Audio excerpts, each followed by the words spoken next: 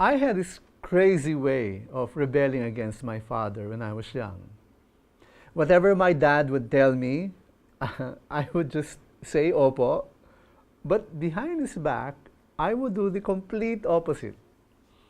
So when he tell me to come home early, I'd come home late. When he told me to study hard, I relaxed in my studies. When he told me not to take part in student activism in the university, syempre, I decided to join rallies.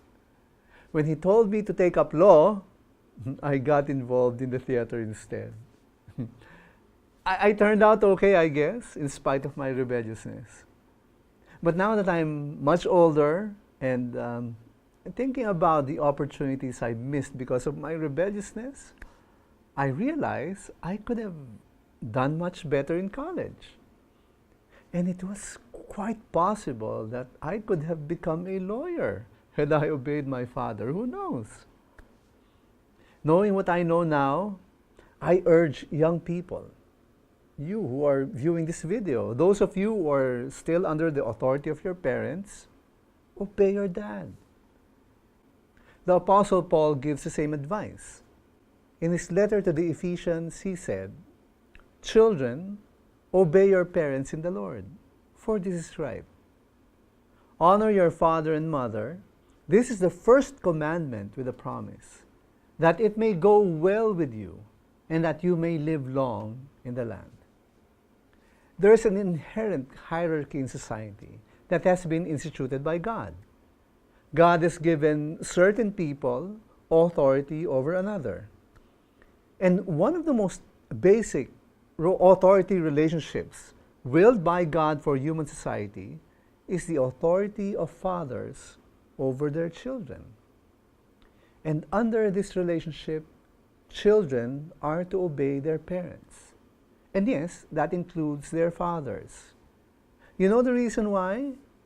Paul said, "For this is right."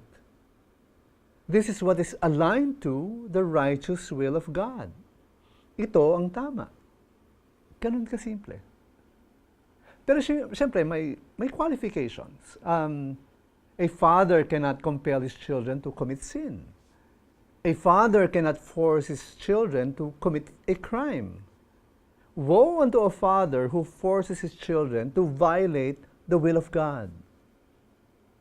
But under normal circumstances, if your father gives you an instruction, even if you disagree with it, even if you do not feel like doing it, for as long as what he is asking you to do is not sin, I urge you, just as the Apostle Paul urges you, obey. Heed your father's instruction. It is one way of honoring your father. And by doing so, you open yourself to receive God's blessings. In the words of Scripture, that it may go well with you and that you may live long in the land. Now, isn't that a blessing? As you learn to be obedient children, heeding the commands and instructions of the one God has willed to be your Father, and as you embrace the blessings that come with obedience, always keep in mind, faith matters too.